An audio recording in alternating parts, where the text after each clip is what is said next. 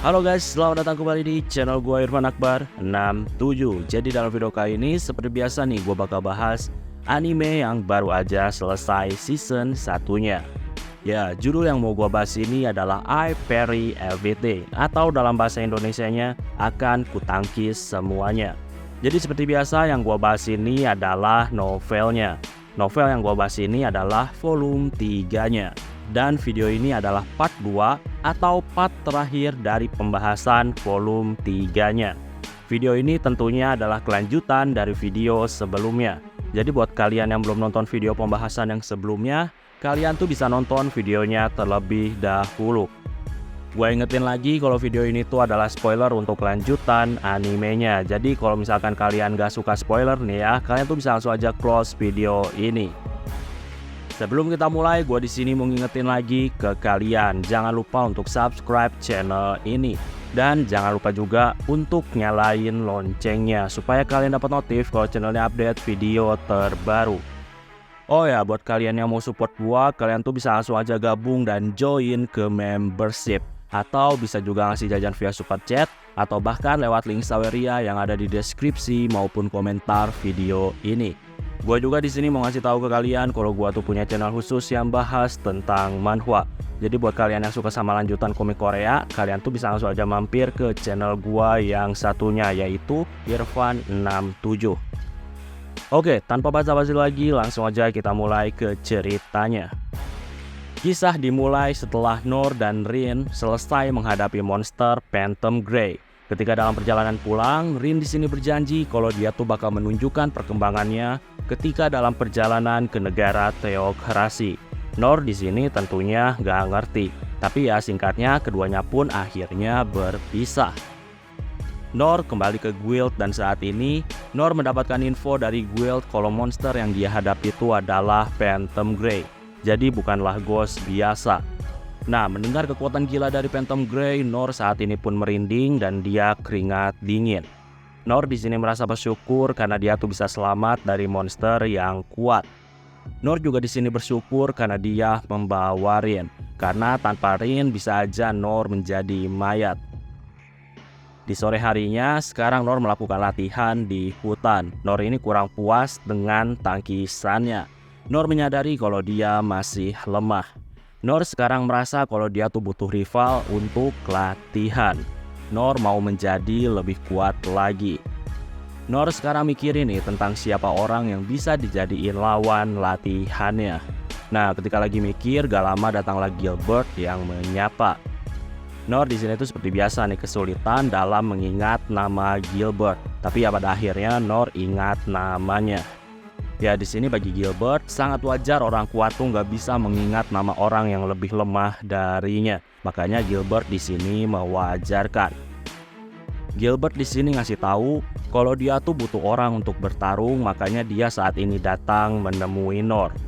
Nah, Gilbert di sini tuh mau ngetes armor baru yang baru aja dia dapat. Nour tentunya di sini senang karena sekarang dia tuh akhirnya punya lawan latihan. Nour melawan Gilbert pun dimulai. Pergerakan Gilbert ini bisa dibilang sangat cepat. Ya, tentunya Nour di sini berusaha nih untuk menangkis semua serangan dari Gilbert. Gilbert di sini tuh sangat menikmati ketika dia latihan bareng dengan Nour. Ya, walaupun sebenarnya Gilbert di sini tuh kesakitan karena dia terus menggunakan kecepatan yang sangat gila, Gilbert di sini tuh tetap senang walaupun serangannya masih terus ditangkis. Sampai saat ini bisa dibilang Gilbert masih belum bisa melukai Nour karena Nour terus-terusan menangkis serangannya. Setiap Nour menangkisnya, Gilbert ini selalu menambah kecepatannya dan dia tuh semakin banyak ditangkis.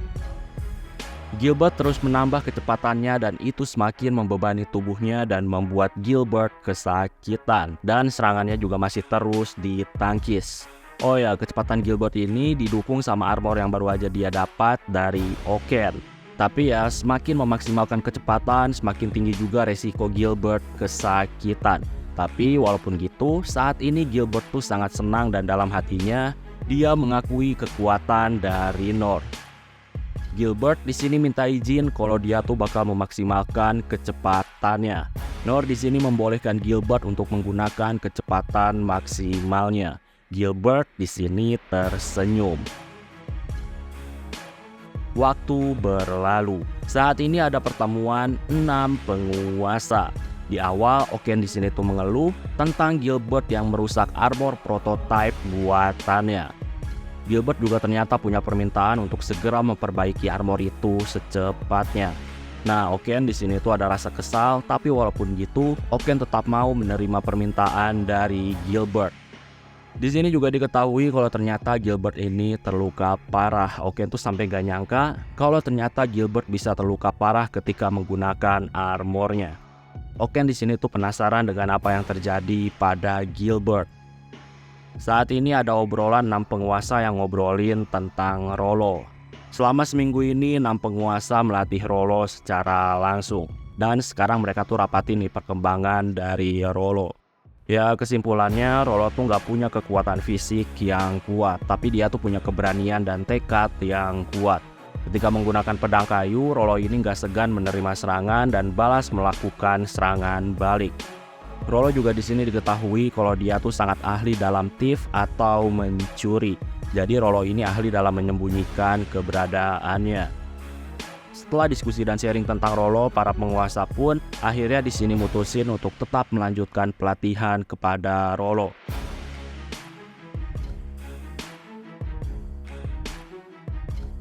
Saat ini ada adegan di mana Rollo berlatih bersama si Rene.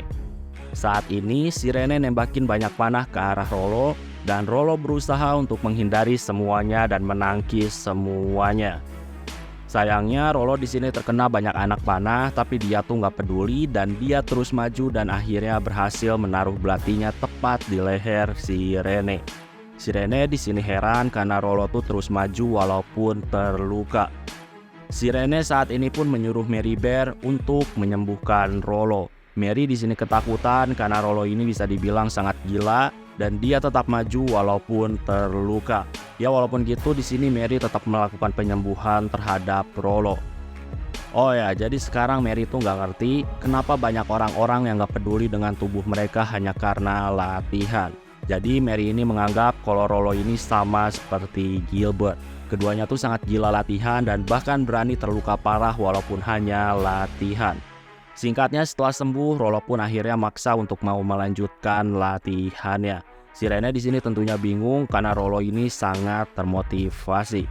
Rollo di sini ngasih tahu kalau dia tuh nggak mau jadi beban untuk orang-orang, terutama kepada Putri Rin atau Ines. Makanya Rollo tuh sekarang harus segera menjadi kuat. Latihan terus berlanjut. Di sini si Rene udah mulai nggak nyaman karena Rollo ini seperti memaksakan diri karena dia terus maju walaupun banyak anak panah menancap di tubuhnya. Mary juga di sini tuh mulai nggak nyaman karena berkali-kali harus menyembuhkan luka Rollo yang sangat menyakitkan. Gak lama datanglah Miyane. Miyane di sini ngasih tahu kalau si Rene tuh nggak perlu merasa kasihan kepada Rollo. Miyane sekarang ngasih tahu kalau dialah yang bakal melatih Rollo. Jadi Miyane bakal melatih Rollo secara langsung. Miyane juga di sini ngasih tahu Rollo sekarang tuh bakal terkenal lebih banyak anak panah. Jadi Rollo harus bersiap. Walaupun udah dikasih tahu gitu, Rollo nggak takut. Rollo pun di sini terlihat siap untuk terus berlatih. Di sisi lain saat ini ada adegan di mana Ines menemui Dundalk. Mereka di sini tuh awalnya ngobrolin tentang Rollo. Setelah itu Dundalk di sini memuji Ines karena udah banyak berkembang. Di sini juga ada obrolan tentang perasaan Ines yang menghancurkan benteng perbatasan kekaisaran. Ines di sini tuh terlihat merasa agak bersalah karena serangan itu melukai beberapa pasukan dari kekaisaran. Dundalk di sini ngasih tahu kalau Ines tuh nggak perlu merasa bersalah. Ines tuh udah melakukan tugasnya sebagai kesatria negara. Dundalk di sini ngasih tahu kalau Ines tuh nggak perlu merasa bersalah atas segala tindakan yang telah diambil. Selama tindakannya benar, gak perlu merasa bersalah. Di sini Dundalk juga membahas tentang potensi dari kekuatan milik Ines. Ines ini bakal mampu menghadapi 6 penguasa sendirian dan bisa aja Ines menang. Dundalk juga di sini ngasih tahu kalau Ines ini udah dianggap anak sama 6 penguasa. Jadi Ines tuh harusnya bisa jauh lebih kuat lagi. Dan para penguasa mau kalau Ines percaya diri. Dan Dark juga di sini ngasih tahu kalau Rolo sama Ines tuh memiliki kemiripan. Rolo tuh punya potensi yang sangat hebat, tapi sama-sama nggak sadar dan malah menolak potensi itu. Ya pada intinya, dan Dark di sini tuh mau kalau Ines tuh jauh lebih percaya diri lagi sama kekuatannya. Mereka juga sekarang tuh mulai ngobrolin tentang Noor. Bagi Ines, Noor ini adalah sosok yang sangat hebat. Ines tuh ngerasa kalau dia tuh bakal sulit untuk melampaui Noor. Dan Dark di sini ngasih tahu kalau Noor adalah sosok yang gak bisa diukur dengan standar yang biasa. Jadi Ines tuh gak perlu minder sama Noor. Di sini Ines mau tahu banyak tentang Noor di masa lalu. Dan Dark pun di sini akhirnya ceritain kisah tentang Noor di masa lalu. Di sisi lain, sekarang Rolo sama si Rene diajak makan bersama di rumah Miyane. Saat ini Layus yang merupakan suami dari Miyane, dia tuh sekarang langsung menghidangkan makanan-makanan yang sangat lezat yang dia buat. Sambil makan, di sini tuh ada obrolan tentang adanya diskriminasi terhadap ras Bespoke dan juga ras Demonfolk. Ya, jadi ternyata ras tengah binatang juga di beberapa negara ini ada yang terkena diskriminasi. Jadi ya sama aja seperti ras iblis. Jadi bisa dibilang diskriminasi itu memang ada di negara manapun. Jadi nggak cuma terhadap ras iblis.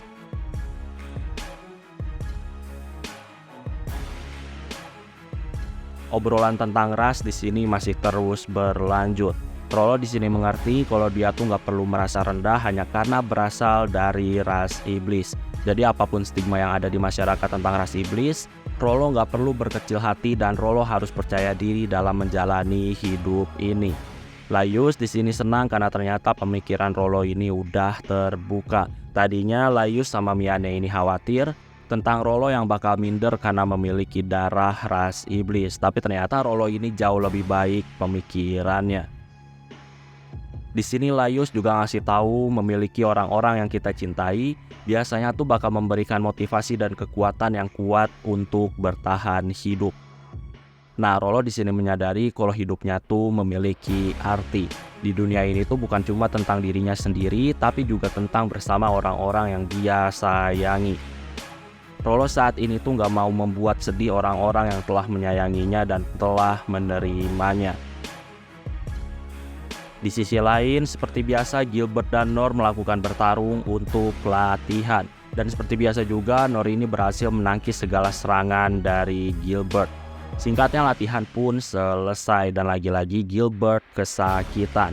Nah, sebelum pergi, Gilbert di sini ngasih tahu kalau dia tuh udah ngomong ke gurunya tentang latihan bertarung melawan Noor. Jadi sebentar lagi gurunya tuh bakal datang ke sini. Setelah itu Gilbert pun dia pergi. Gak lama datanglah guru dari Gilbert yang ternyata itu adalah instruktur yang pernah mengajar Noor di masa lalu.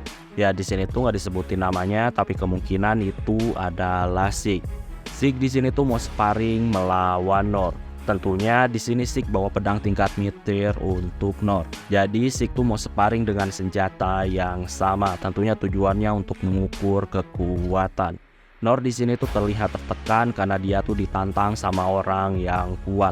Tapi walaupun gitu, keduanya pun akhirnya bertarung.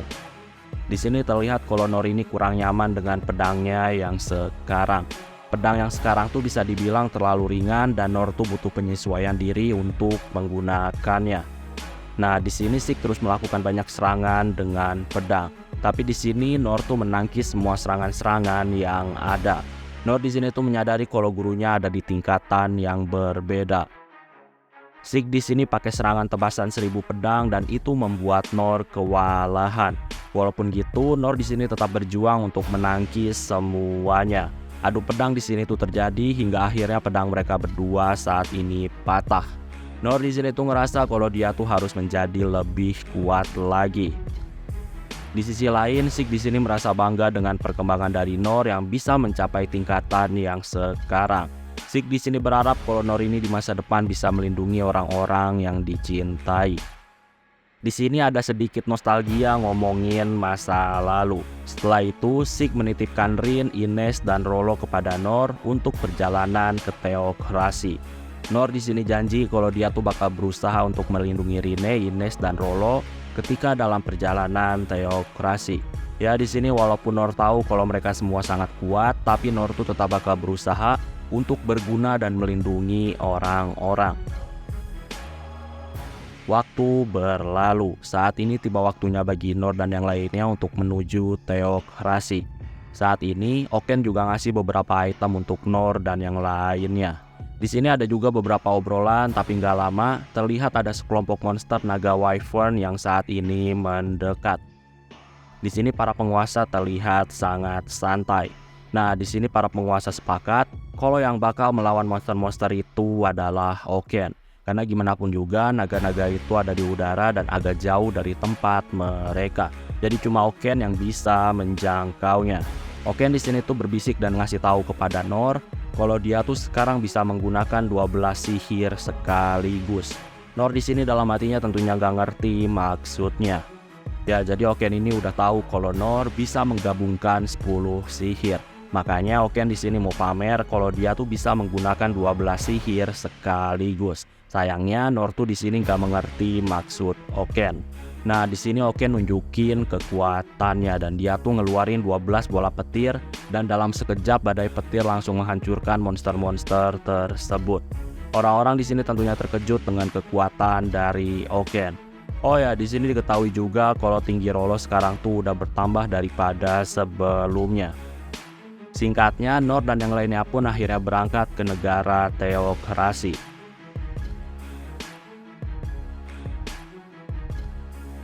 Singkatnya saat ini Nor dan yang lainnya akhirnya sampai di negara teokrasi. Tentunya ketika jalan ada juga beberapa obrolan. Rin di sini tuh ngasih beberapa info yang dia tahu tentang teokrasi dan dia juga ngasih tahu tentang adanya rumor gak enak dari Astira.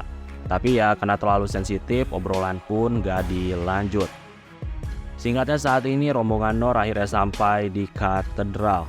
Tentunya mereka disambut dan diantar sama para pelayan untuk istirahat. Saat ini ada adegan di mana Rin dan yang lainnya tuh bertemu dengan Pangeran Tyrens di lorong katedral. Tyrens di sini terlihat senang dengan kedatangan tunangannya. Tapi di sini tentunya Rin tuh menolak untuk dipanggil tunangan sama Tyrens. Tyrens di sini pun jelasin keuntungan kalau misalkan mereka berhubungan. Tapi di sini Rin gak peduli. Di sini pangeran langsung mengajak Rin untuk ngamar. Rin di sini terlihat agak mengancam kalau pangeran terus memaksanya. Setelah percakapan itu, pangeran pun dia pergi. Nor tentunya di sini tuh nanyain hubungan Rin dan pangeran. Rin di sini tuh cuma menjawab kalau dia dan pangeran cuma teman sekolah. Besok paginya orang-orang bersiap untuk berpesta. Nor saat ini kagum dengan pakaian indah dari Rin. Selain itu, penampilan Rolo juga di sini tuh terlihat berbeda dan Rolo sekarang tuh terlihat seperti orang kuat dengan menggunakan jas hitam. Saat ini, mereka tuh ternyata jalan-jalan dulu di sekitar katedral. Nah, ketika lagi jalan-jalan, mereka tuh melihat ada lukisan besar bergambar tengkorak. Nor di sini tentunya bertanya-tanya nih, kenapa ada lukisan undead yang menyeramkan di tempat yang suci. Rin di sini jelasin bahwa gambar itu adalah ikon suci dari teokrasi. Rin juga di sini ngasih tahu sebaiknya jangan pernah ngomongin hal buruk tentang ikon suci yang menjadi objek penyembahan. Nah, setelah itu mereka pun akhirnya santai di kamar. Ketika lagi santai, Nor didatangi sama beberapa prajurit. Nor tuh diajak untuk ikut dengan mereka karena permintaan dari Yang Mulia Astira. Ya, jadi alasannya Nor tuh mau dikasih jamuan. Di sini tentunya Nor dan yang lainnya tuh diskusi karena ini adalah permintaan yang tiba-tiba. Setelah diskusi, Nor pun akhirnya mutusin untuk pergi. Jadi sekarang Nor tuh ikut dengan para prajurit. Saat ini Nor dibawa ke ruang bawah tanah yang disebut dengan Dungeon of Lamentation. Nah, ruangan itu remang-remang, jadi bisa dibilang minim penerangan. Prajurit di sini jelasin kalau kota Mitra dibangun di atas dungeon setelah Astira menaklukkan dungeon sendirian. Di sini Nor juga terus mengamati para prajurit yang terlihat mencurigakan dan mereka tuh terlihat merencanakan sesuatu. Di sini Nor juga mendengar kalau dia tuh disebut kafir dengan nada yang kurang mengenakan. Saat ini para prajurit menggunakan sihir untuk membatasi gerakan dari Nor. Jadi mereka saat ini mengikat Nor dengan pakai sihir. Tapi ya ternyata itu nggak berguna di hadapan Nor. Ya Nor tuh di sini cuma sedikit gerakin tubuhnya supaya itu bisa lepas. Para prajurit di sini tuh tercengang ketika Nor bisa dengan mudah lepas dari sihir yang mengikat. Para prajurit di sini menduga kalau Nor ini punya item yang mampu menangkal sihir mereka. Nah, karena sihir gagal, para prajurit itu sekarang tentunya mereka mulai menyerang Nor. Nor di sini bingung dengan apa yang terjadi. Nor di sini terus menangkis serangan. Nah, tapi nggak lama kemudian Nor ini berpikiran positif. Nah, Nor di sini menduga kalau serangan-serangan itu kemungkinan adalah jamuan untuk tamu. Jadi Nor ini menganggap kalau ini semua adalah budaya negara. Nor di sini menduga itu adalah cara teokrasi untuk menghibur tamu. Nor di sini terlihat senang dan dia juga sekarang mulai meladeni serangan orang-orang dengan wajah yang sangat gembira. Ya, di sini Nor menangkis segala jenis serangan yang menyerangnya. Para prajurit di sini tuh mengakui kekuatan dari Nor dan mereka tuh memperkenalkan diri mereka di hadapan Nor. Ya, intinya mereka tuh adalah bagian dari kelompok prajurit yang disebut dengan Sinistral atau salah satu dari 12 utusan suci negara mitra. Nah, mendengar nama-nama yang keren, Nor pun di sini memperkenalkan dirinya dengan Nor the Pale Driver. Di sini pertarungan dilanjut lagi dan dengan senang hati Nor tuh meladeni semuanya.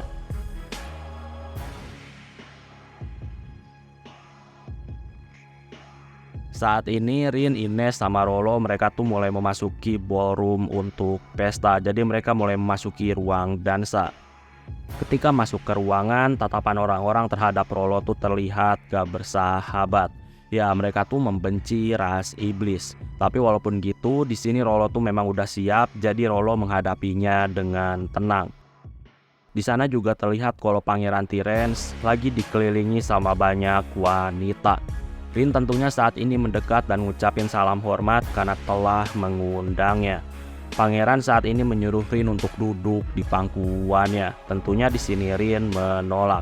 Di sini ada sedikit ketegangan karena Rin ini terus-terusan menolak ajakan Pangeran. Saat ini Pangeran tuh ngajakin Rin untuk dansa. Nah, kalau tentang dansa, Rin pun di sini menerimanya. Mereka berdua pun akhirnya berdansa. Ketika dansa ada juga obrolan tentang Nor yang dibawa sama para prajurit. Rin di sini tuh ngasih tahu kalau dia tuh bukan khawatir pada Nor, melainkan dia khawatir sama kondisi para prajurit. Di sini Rin pun akhirnya mempercepat gerakan dansanya sehingga pangeran kesulitan mengikutinya. Tapi ya pada akhirnya keduanya tuh berdansa dengan baik. Setelah selesai dansa dengan pangeran, di sini Rin mendatangi Rolo yang terlihat hanya diam seperti orang terasingkan. Nah, setelah ngobrol sedikit, Rin pun sekarang mengajak Rolo untuk menari bersama. Awalnya Rolo canggung, tapi kemudian dia tuh bisa menyesuaikan diri dan menari. Tarian Rin sama Rolo ini benar-benar menarik orang-orang yang ada di pesta. Di sini rasa jijik orang-orang ketika melihat Rolo, semuanya tuh sekarang teralihkan karena keindahan dansa antara Rin dan Rolo. Gak lama saat ini datanglah Astira. Astira di sini tuh ngomong kalau suasana yang sekarang tuh menjijikan karena ras iblis menari-nari di acara pesta ulang tahun anaknya. Astira juga di sini tuh mempertanyakan orang-orang yang hadir karena bisa terkagum-kagum sama ras iblis. Karena perkataan itu sekarang suasana menjadi sangat suram. Rolo juga di sini menjadi mual. Ya, Astira adalah musuh tertinggi bagi ras iblis. Makanya Rolo sangat takut dan dia tuh sampai mual. Astira di sini ngasih tahu kalau dia tuh emang mengundang Rine dan Rolo. Tapi Astira tuh nggak suka kalau misalkan ras iblis berani menari-nari di tempat pesta anaknya. Saat ini Astira duduk di kursi tahta emas miliknya dan dia tuh mau ngobrol dengan Rine dan yang lainnya. Sebagai pembukaan, Astira di sini ngungkapin rasa keprihatinannya karena ketika mau berangkat ke teokrasi, Rin malah diserang dengan sekelompok monster wyvern. Ya, di sini walaupun kelihatannya Astira ini sangat peduli, tapi omongan itu juga bisa diartikan sebagai ancaman. Ya, seolah-olah kalau monster yang menyerang itu memanglah perintah dari Astira. Rin di sini tentunya menjawab kalau semuanya baik-baik aja. Dan Rin juga ngucapin terima kasih karena kepedulian Astira. Rin juga di sini ngasih tahu kemungkinan serangan monster itu berasal dari orang yang punya niat jahat terhadapnya. Ya, di sini Rin terlihat gak gentar dengan ancaman dan tentunya Rin juga gak mungkin menuduh Astira. Astira di sini ngomong kalau Rin sekarang tuh diundang sebagai tunangan dari anaknya. Dan juga Astira ngasih tahu kalau Rin ini adalah tamu dari negara musuh. Rin di sini terkejut karena teokrasi menganggap negaranya sebagai musuh. Astira di sini ngasih tahu, sejak kerajaan Clay menerima ras iblis, maka kerajaan Clay ini bisa dibilang menjadi musuh teokrasi. Astira di sini ngasih tahu kalau kerajaan Clay nggak mau dianggap musuh sama teokrasi, maka Rin tuh harus menerima lamaran anaknya. Rin di sini terlihat kesal. Astira di sini merintahin pasukannya untuk segera menangkap Rin dengan sihir, tapi ternyata sihir itu nggak bisa menangkap Rin. Rin di sini ngasih tahu kalau dia tuh udah membuat item untuk melindungi dirinya dari hal yang seperti ini. Rin tuh punya pengalaman gak bisa bergerak karena sihir ketika dia melawan monster Minotaur. Makanya dia gak mau kejadian yang sama terulang. Dan dia pun akhirnya menciptakan item untuk gagalin sihir penangkapan. Astira di sini kagum karena Rin ini benar-benar jenius karena bisa dengan cepat memahami sihir penangkapan milik teokrasi.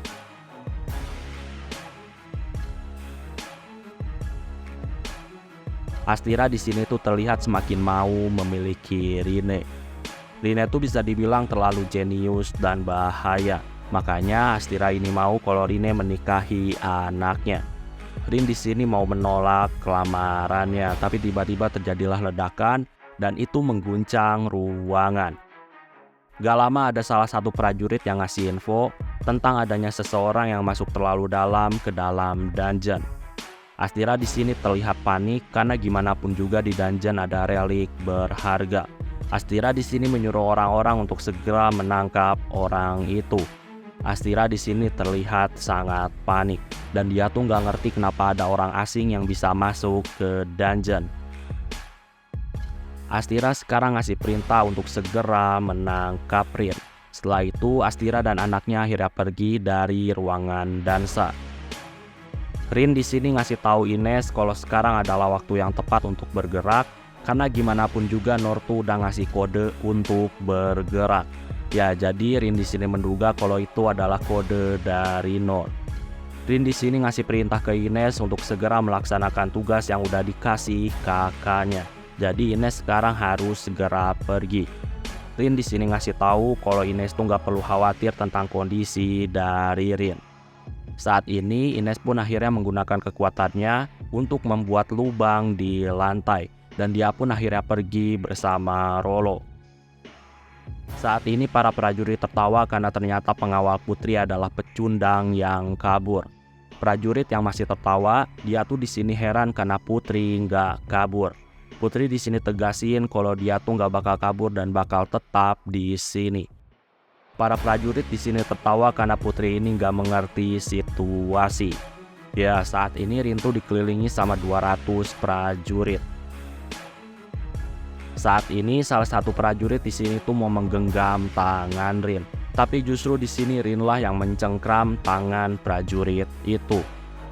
Prajurit ini di sini terkejut karena dia tuh nggak bisa gerak dan nggak bisa lepas dari Rin. Gak lama Rin pun di sini lepasin tangannya dan prajurit itu pun mundur sambil mengarahkan pedangnya. Rin di sini ngasih tahu di ruangan ini tuh nggak ada satupun yang bisa menjadi ancaman untuknya. Rin juga di sini terlihat serius dan dia tuh ada sedikit rasa marah. Aura dingin sekarang tuh dirasain sama orang-orang yang ada di ruangan. Rin di sini ngungkapin kekesalannya karena negaranya tuh dihina sama teokrasi. Para prajurit di sini mulai melakukan ancaman, tapi di sini Rin terlihat tenang dan justru para prajurit lah yang ngerasain hawa dingin. Beberapa prajurit di sini ingetin kalau di antara mereka tuh ada 6 orang dari 12 utusan suci. Rin di sini tentunya tahu, tapi itu nggak membuat Rin takut.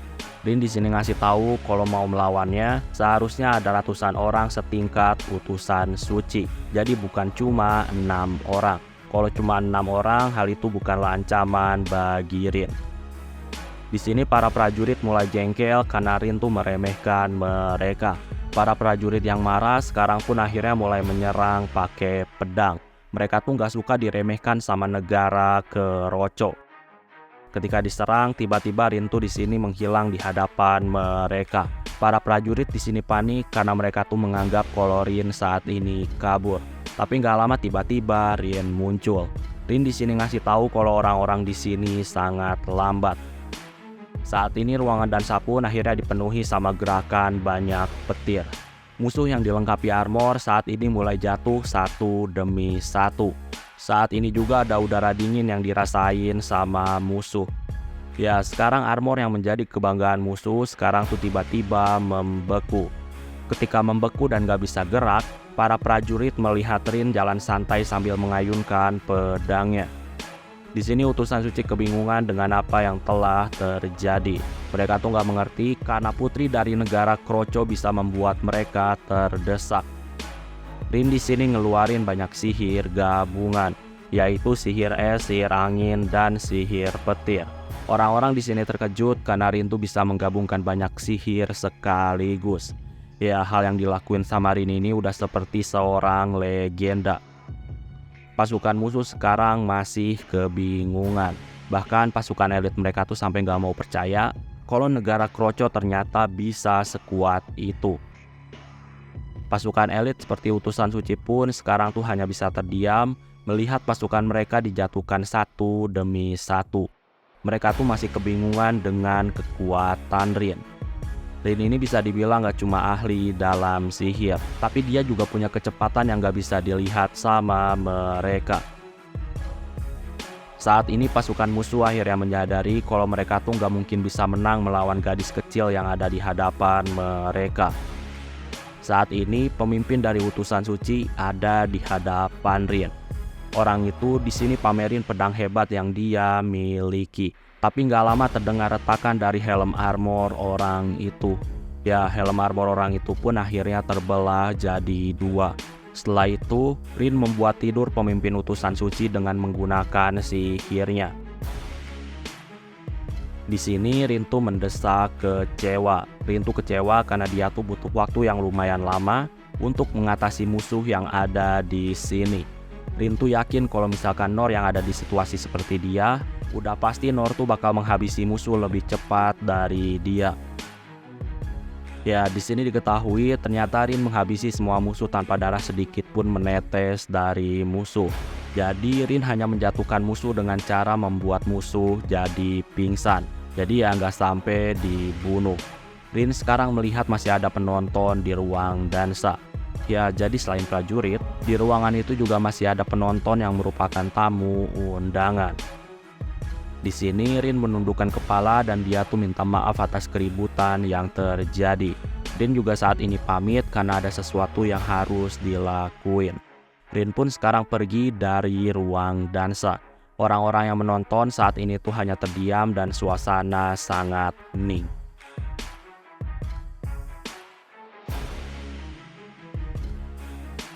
Oke, sebelum gua akhiri videonya, gua di sini mau ngucapin terima kasih ke kalian karena udah mau join ke membership. Jadi terima kasih untuk Rev, Renada Wijaya, LCG_GT, Sano, Sukasa, Aditya Dharma Putra, Hisam Prayogo, Priyatama, Dino Bagus, HS, Ma'arif, Sasuga Kuasama, Raka Putra Utama, Fernando Chandra, Nael, Agabel Haki, Sarin Senju, dan Penster. Sekali lagi gue ucapin terima kasih ke kalian karena udah mau join ke membership. Oke, kayaknya cukup untuk video pembahasan kali ini. Terima kasih karena udah nonton video ini sampai habis. Jangan lupa untuk subscribe, like, dan yang paling penting adalah jangan lupa untuk share video ini ke teman-teman kalian. Sampai bertemu kembali di video-video selanjutnya. Terima kasih.